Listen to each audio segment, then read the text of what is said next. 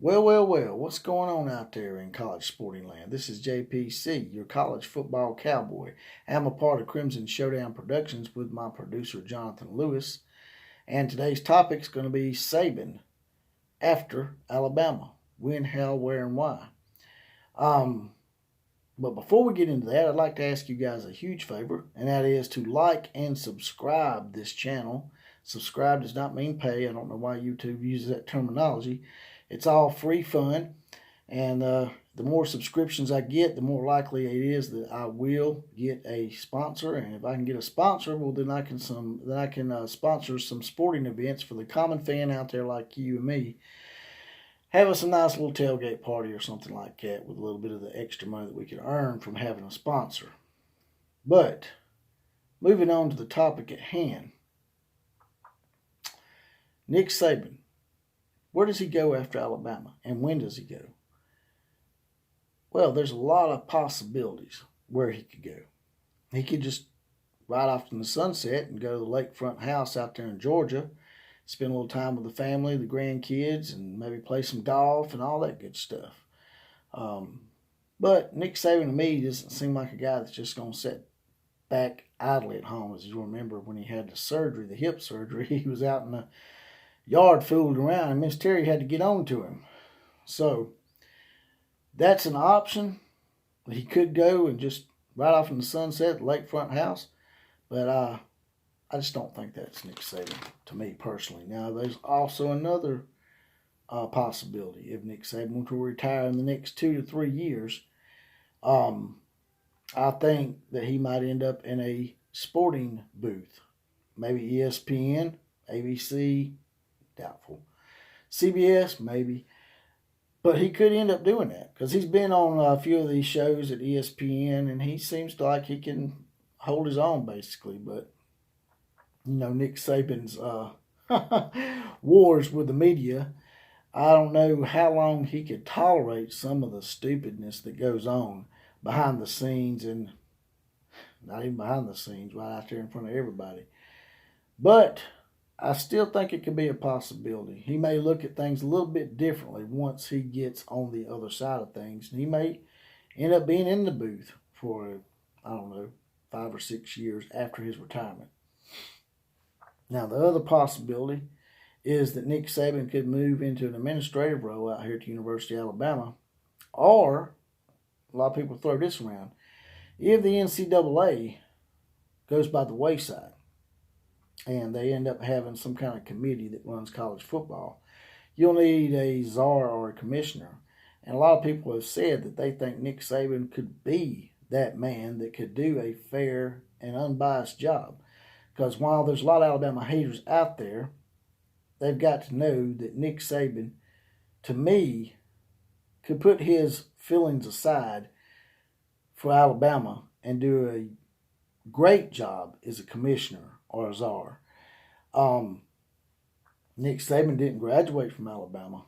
He didn't play here at Alabama. He grew up in West Virginia, played for Kent State. So, coached Michigan State, LSU, and numerous other teams. So, I think that would be a great possibility if that were to ever happen. And with the way things are going for the NCAA here as of late, with the players getting the right to make money off their own likeness, I could see the NCAA going by the wayside just because they have no teeth and they're inconsistent and they just never really punish anybody for anything anymore. Now, there's one other possibility. Actually, there's two more I got here. This one I'm just going to move on through real quick because it's not going to happen. There's still a small segment of people out there that think Nick Saban's got that itch to go to the NFL. And I could be wrong.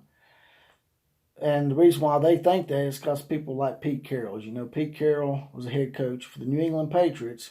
He bombed out there, went into college coaching, revived his career, went back to the NFL, and has had a great career at the Seattle Seahawks.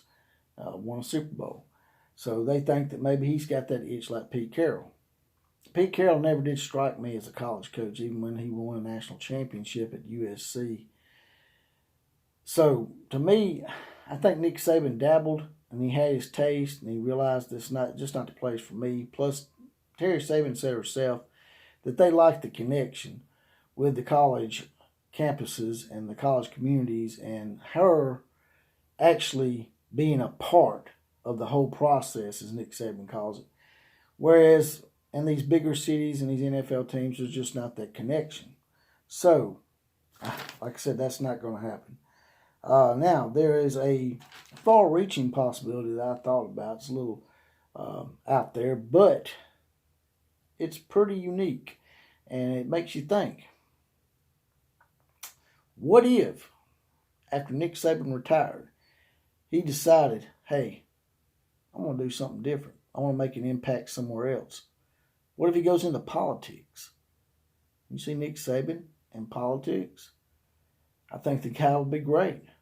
Real forthright, sort of like Donald Trump. Plus, we got another guy in politics right now as a former coach here in the state of Alabama, Tommy Tuberville. Can you see those two running against each other in a political arena? Wonder who'd win that battle. I think we know. Anyway, in my opinion, it's not even close. Now, the time line of when Nick Saban may leave. You know, some people say 2, 3, 4 years, maybe 5. Some people even throw out 10 years. The only way I see Nick Saban leaving in the next 2 to 4 years is health issues, or he has an epiphany and decides, hey, I need to spend more time with my family, or, like I said, he could pass Bear Bryant national championships, and there may not be any other goal for him out there other than to do something different, like I just spoke of with the other 4 to 5 possibilities that he can move into after college coaching. So, unless some of those things happen, I think he'll stay around a while, because it was real telling in an interview that he had. They asked him about his retirement, and he's like, I'll be honest with you guys, I just can't see myself retiring because I've always been a part of a team. I've always woke up in the morning and knew I was a part of a team. And I just don't know if I could live not being a part of a team. Which brings me to a morbid possibility. Nick Saban may just coach until his death. And that might be the only thing in the end that can stop one of the greatest coaches of all time. It's Father Time and death. As morbid as that sounds.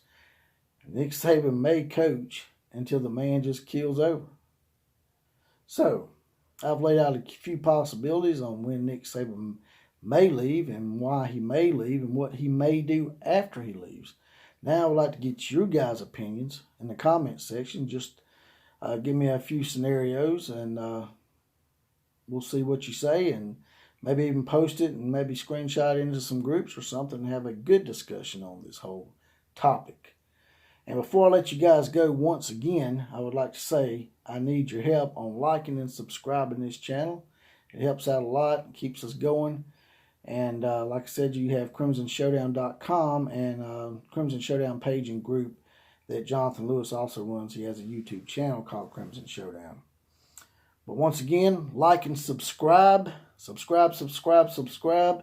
JPC, College Football Cowboy, and maybe we'll be able to get us a sponsor, get some events together, have a good old time, watch some college sports, say Roll Tide, and to all the other teams, what I always say, KMCA to all the other teams. Roll Tide.